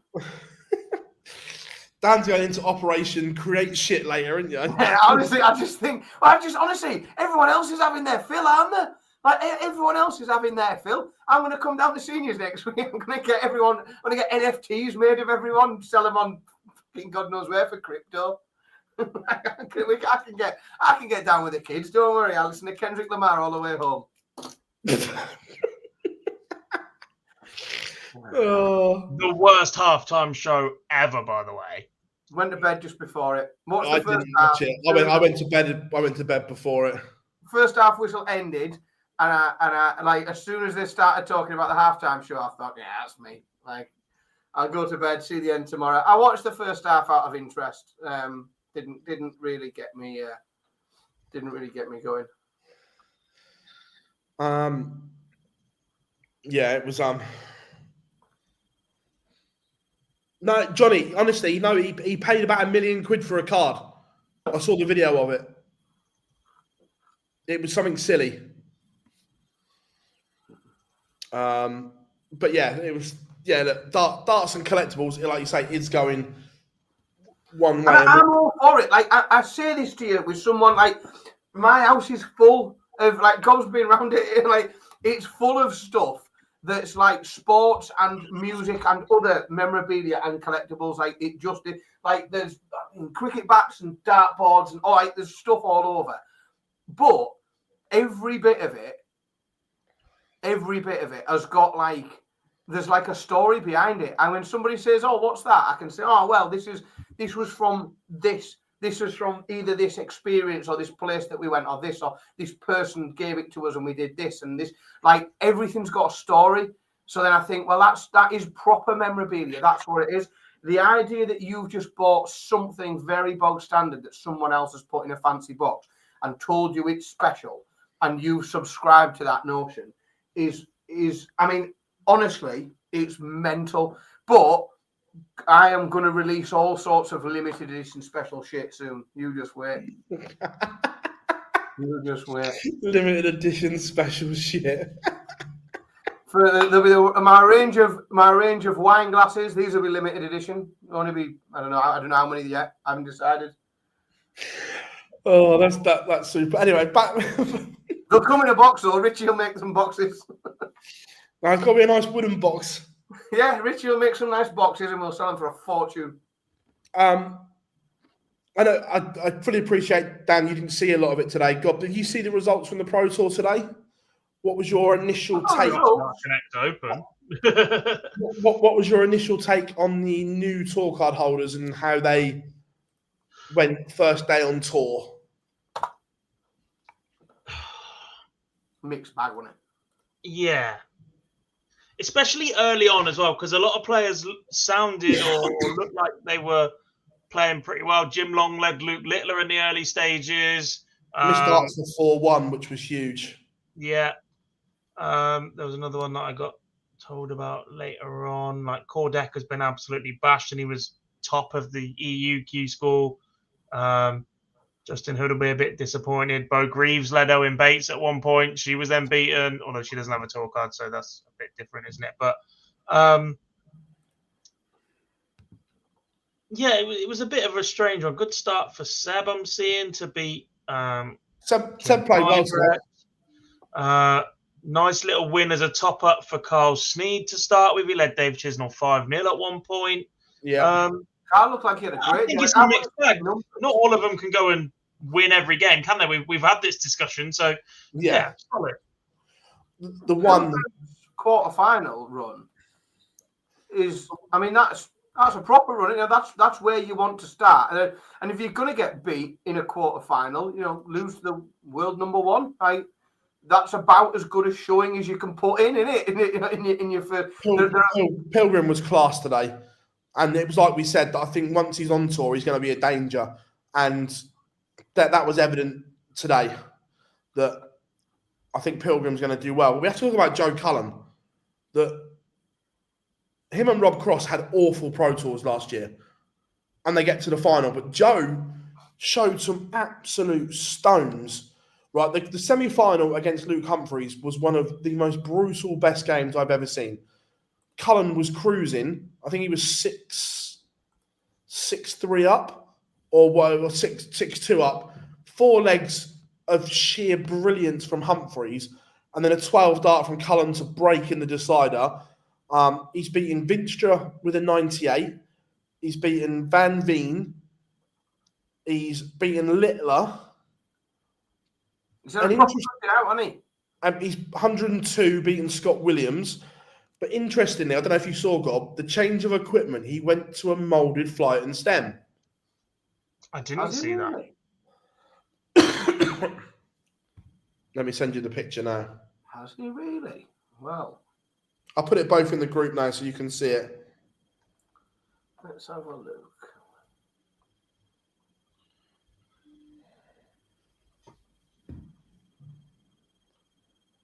Oh. Is that molded? It's the Red Dragon ones that we... Right. Yeah. It's just all black. It didn't look Yeah. at one. Yeah. Interesting. And arguably the biggest change of the day was Keen Barry. Yes. Standing up. Literally, he used to throw straight barrel, medium stem, ridiculously small flight, and he used to sit like this. Yeah. Now he's got moulded flight and stem, and that's sat upright to attention. It's a completely different angle, isn't it? It's like It's almost the same complete opposite. rebuild, but I like it. It looked good. The grip was exactly the same. He hadn't changed his grip. It's literally just the back end of the equipment he's changed. I'd like to see I more. think it's for the better as well. So few players have had success with the angle of entry into the board that Keane's been trying for the last few years. Phil, to a lesser extent, but his wasn't anywhere near as aggressive as a lay down. Well, the thing is, I said on the stream today, right, you've got upright angle, which most people go with. Then you've got parallel where they land completely flat, like Johnny's land almost flat, don't they? Then you've got just stacking, but not too bad. But Keane's were like that. Yeah, and it was too aggressive. It was blocking off sections like the bullseye, and then you're switching down. And I just don't think it was conducive to playing good darts. Like, there's so few people to learn from as well and copy if they do things. Like, if you've got darts that stand to attention, like a Darryl Gurney or whatever, or Bradley Brooks, for instance, with 60 will try and go treble 12, double 12 because he doesn't like the 20 in the tops. Or you look at Andy Hamilton, who will throw a single 20 at the small segment of the 20 because it stays well out the way of him for tops. Or you can aim for one side of the 20 and work it around. I didn't feel like Keane was giving himself those options, especially for one of the most important doubles at the board, double 20. Yeah. Because that boils down to an awful lot. The rest of the numbers around the board, depending on how your darts sit up, you can work your way around the board, but 40 is one that you sometimes is the only one you can leave. If you miss a big number, for instance, sometimes the only double you can get to is double 20. And the way his darts then lie down, they block an awful lot of that bed if he sits it above the wire.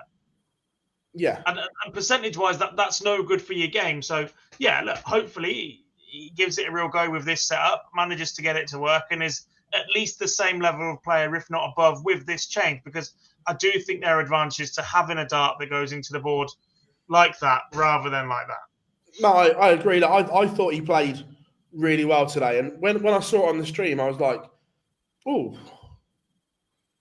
It was a noticeable change. You know, we saw Keane come onto the scene at 15, 16 years old, and he's done that his entire career. So to see that switch, that's quite a big thing. After the World Championship, he's obviously gone away, spoken to friends, family, management, or whoever, and that's a big change to make. It's an exciting one there. But like I said, there are so few that throw it away.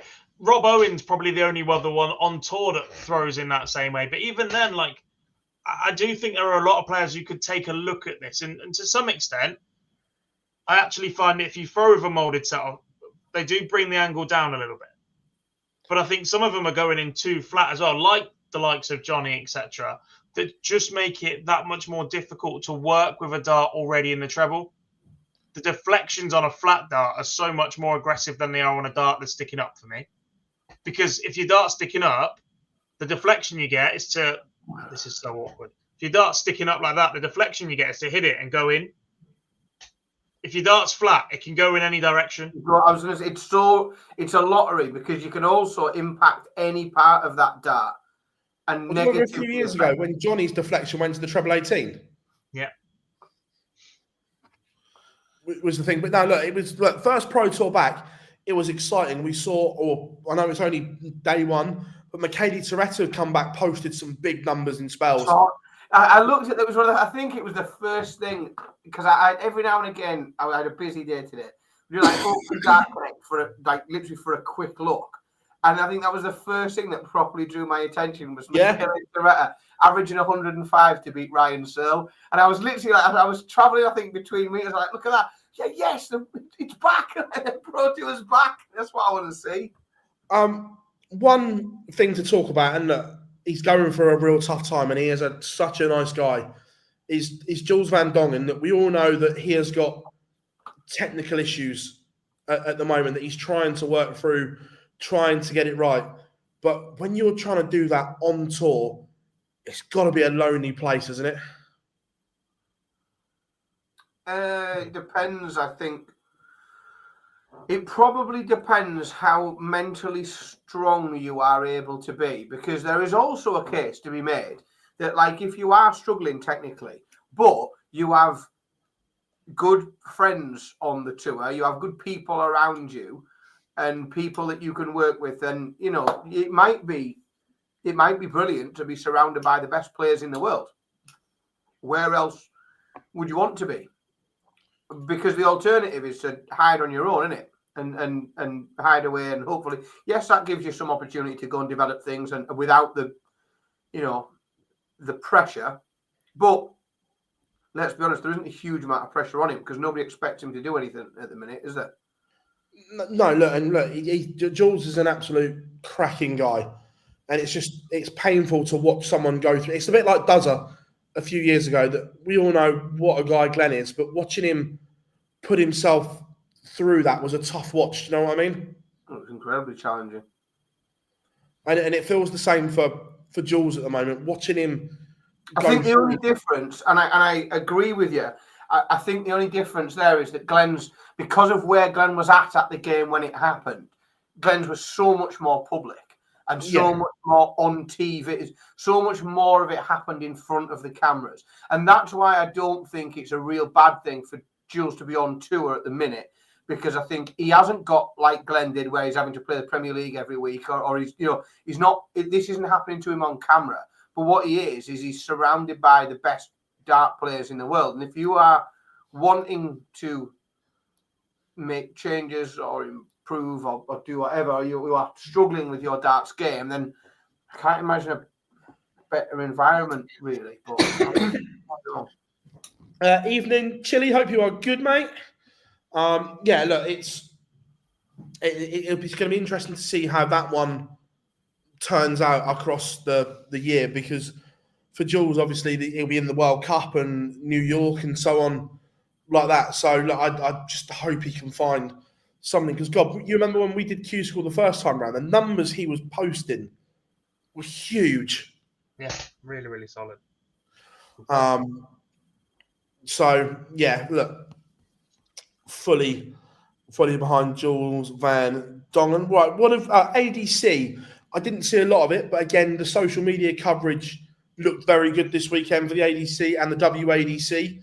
Obviously, because of I didn't see a lot of it, but the social media presence looked good again. The social on the main tour did. I feel there could be a little bit more done with the women's one. It was a little bit more difficult to find the links. There was fewer photos posted in and around the venue, etc. I'd like to see a little bit more just on that one, because actually, as an event, as a spectacle, they're growing. The standard is great. Graham Hall picking up titles, Christian Perez picking up a title as well in there. I think Jack Tweddle won one in the women's game. We saw Gemma Hayter get a title in event 4 that she was chasing for the weekend. Yeah, I'd just like to see a little bit more on that account. They've gone out their way to separate the two so that the WADC have separate social handles and are distinguished as a separate organisation almost. I want to see a little bit more push towards their platform as well, because they've got a real chance there to grow in some new stories and go and get some of these names and people that perhaps we haven't heard or seen of. Over the weekend, a player called Sue Lowther made a quarterfinal, a semi-final, and a final, I think. Yeah. That was her debut. And if it wasn't for the fact that I refereed the last 3 home county games for Hampshire, I'd know absolutely nothing about Sue. And if I'm being completely honest, that's about all I do know about Sue.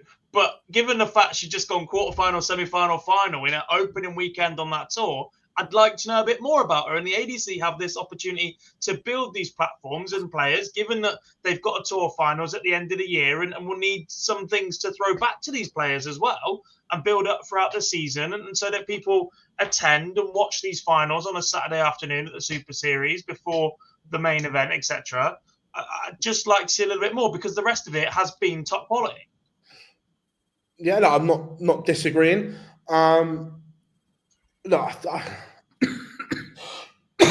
No, now everything is at Bradmore. Everything is at Bradmore, isn't it? No, I still think they're using Middlesbrough and Coventry. I thought everything was. I still think Middlesbrough, Coventry, and maybe Bristol. I might have made the Bristol bit up. I'm not sure Bristol anymore. I still think Cov and Middlesbrough on there somewhere. Possibly. Yeah, look, I'd like a streaming board as well. Not I think against that it. would. What's that? Not against it. Yeah.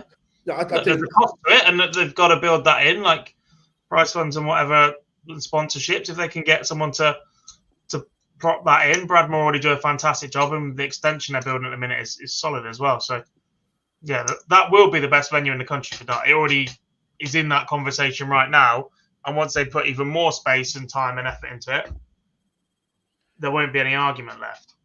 Yeah, no, 100%. And yeah, look, you can, for a first one, you could probably set a decent streaming up for a couple of grand for enough to be passable. Do you know what I mean? I think it'd be more than possible. I think you get a decent for what they're trying to do, you know, and for the scale. It doesn't have to be you know, PDC TV, does it? It doesn't have to. It's not what people expect. But you don't need somebody switching the cameras. Even if you had a full board, a person viewing a scoreboard, people are happy with it. That's what I mean. It doesn't need to be. Oh yeah, 100%.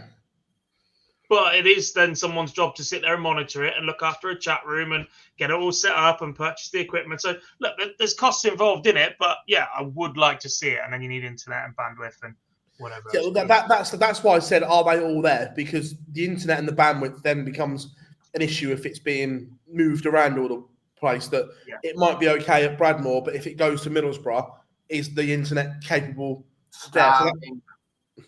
Yeah, on the satellites. So then that's another question. How are we doing, Jack? Good to have you in, buddy. Congratulations. One event 4 over the weekend.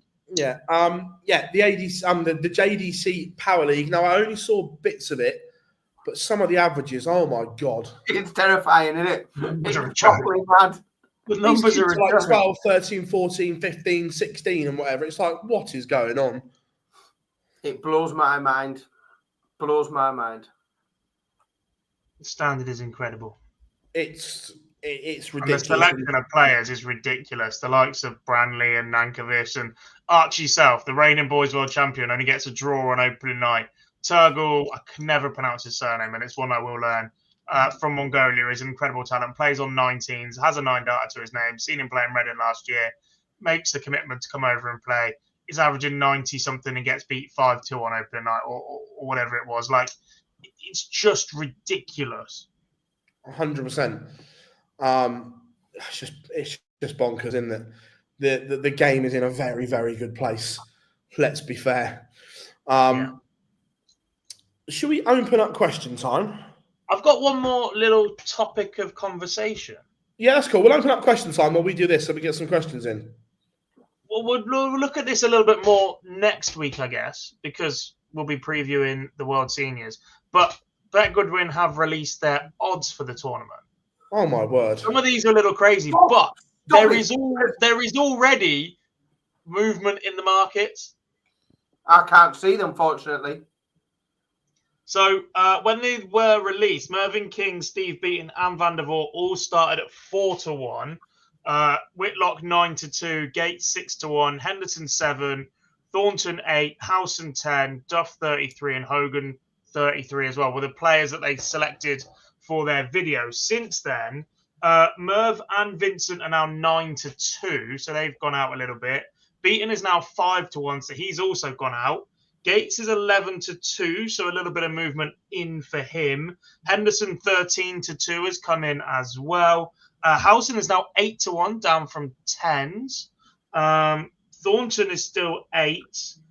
Graham Usher 25-1, and then McGarry, Duff, Hogan, Montgomery, all 33-1. Richie Burnett is available at 66-1. And at 100-1, you can get Chris Mason, Daryl Fitton, Derek Coulson, who won a UK Open qualifier yesterday, Jim McEwen, John Park, Kevin Edwards, Kevin Painter, Lisa Ashton, Mark Durbridge, Martin Adams, Mike Huntley, Richard Rowlands, Tony O'Shea, and Trina Gulliver, all at 100-1. Now, bear in mind, within that list, Coulson has won a UK Open qualifier. Jim McEwen made a final of a televised major in this tournament or this series, not last year, the back end of the year before. Like, Burnett, 66-1. The man's still competing week in, week out of the Super Series. You know, I've already had a nibble on some of those prices. Yeah. Colin McGarry, last year's finalist, is 33-1. To be fair, he might be, but look, I don't think, because of his headspace and his lack of playing time, that one doesn't appeal. Because his disdain for the seniors is so much, I think that clouds his judgment in this tournament. But look, he felt similarly last year and rocked up and made the final. I won't lie. I saw some of them, as you both know, and said, this is amazing. The one for me that I can't get my head around is Duff at 33-1. And yes, I have had a go at the 33-1. I've had a go. I mean, Richard Rowlands at 100-1. Considering the darts that we've seen from him at seniors events in recent times. He won more events last year than anyone else, I'm sure of it. He was in every qualifying final going at one point. It was a joke. 100-1 is... Now maybe we've all been drawn in. Maybe like Bet Goodwin, like they've drawn everyone in with these prices, and they'll piss it because Whitlock will smash everyone up. But some of these players are far too good to be priced up at 100-1. Well, John Henderson has comfortably been favourite for the last 3-4 events. He's been favourite since he walked into Yeovil in the match play. 18 months ago now? Didn't quite go to plan then for John, admittedly, but he's been favourite for every single televised seniors event since then. Him and Gates have been the standouts, maybe Thornton as a third choice. He's currently 6th favourite.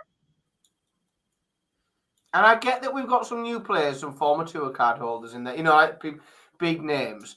But, mate, honestly, and now what I'm really keen to see, what we haven't seen yet, or I haven't seen, I don't know if I'm allowed to anymore. I think some of my bets raised some questions. Is I haven't seen match odds. They're not out yet. But we've seen some good value this year in match odds for some of the seniors events. I'm very much looking forward to it. Might have to liaise with somebody to be my bookie. Yeah, there's some mental numbers in there. Especially when you consider, let's be honest, especially when you look at the draw and you consider that you can have each way odds for making the final. Yeah. Because there's some of them on monster odds, and yes, they might bump into a King, a Whitlock, or whomever, in the final. But you look at the bracket and you think, actually, what you're actually getting on each way odds, so some of them is like 100 to 1 each way for making a final. And you look at the bracket again, you think, ooh. Oh, Paul, I hope Neil Duff is 2 to 1 to beat Vincent.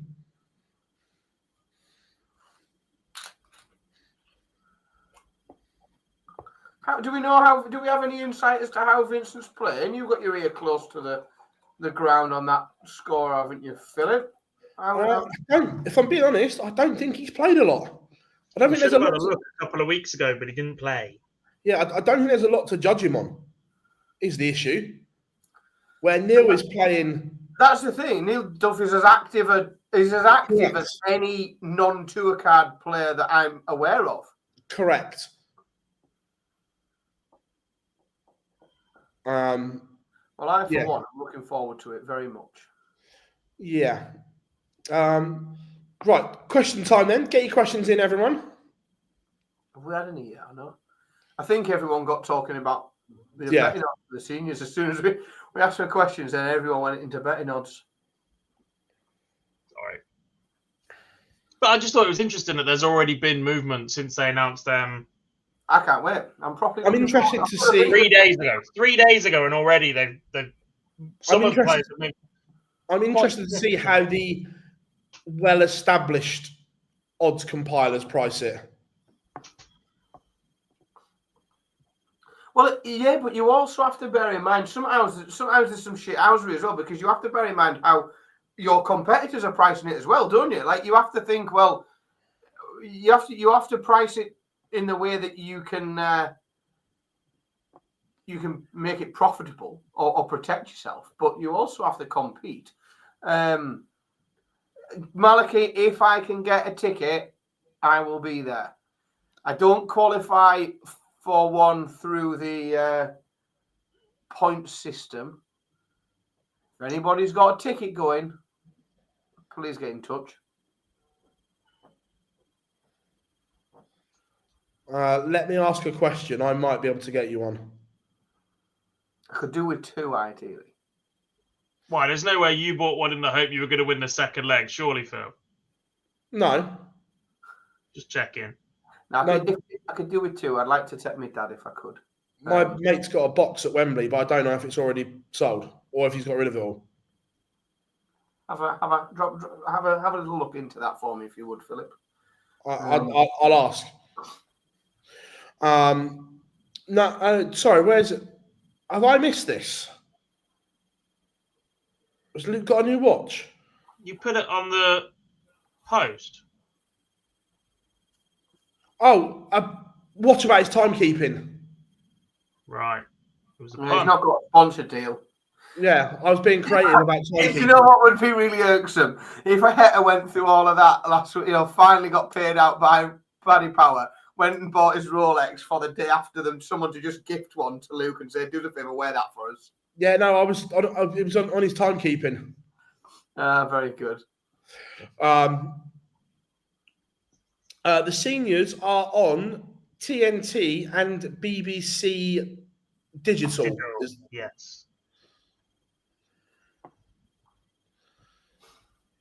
Get underway from next Wednesday. With a full complement of online darts team members. All 3 of us are down there, aren't we? Yeah, I'm only there for 2 days. You're not there for the full lot, are you?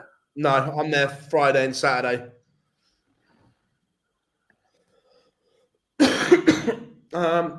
I didn't see any of the Super Series, Rob, so God will have to do that one. What am I updating? Modus.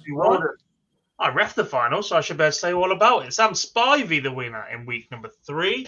A really good finals night. Carl Sneed involved as well.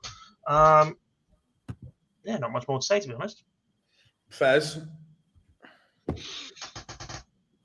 Also, massive shout out to Jamie Kellin qualifying for the UK Open. I am buzzing for him. To be fair, we've not read out the full list yet, because that was this weekend as well. We went straight to the Pro Tour.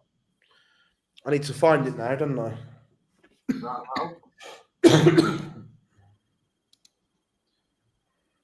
Have we got a full list including the regional ones as well? Because I know who won at Summercoats, but I have no idea who won at the other 3. I've not seen it.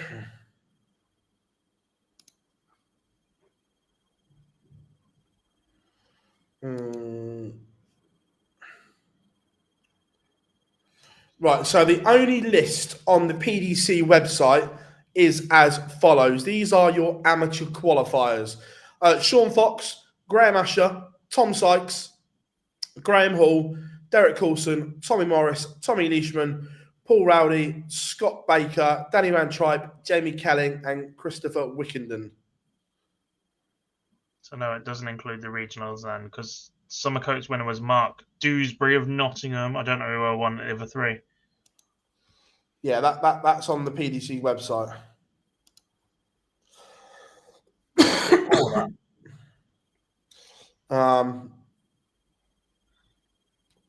So that was that.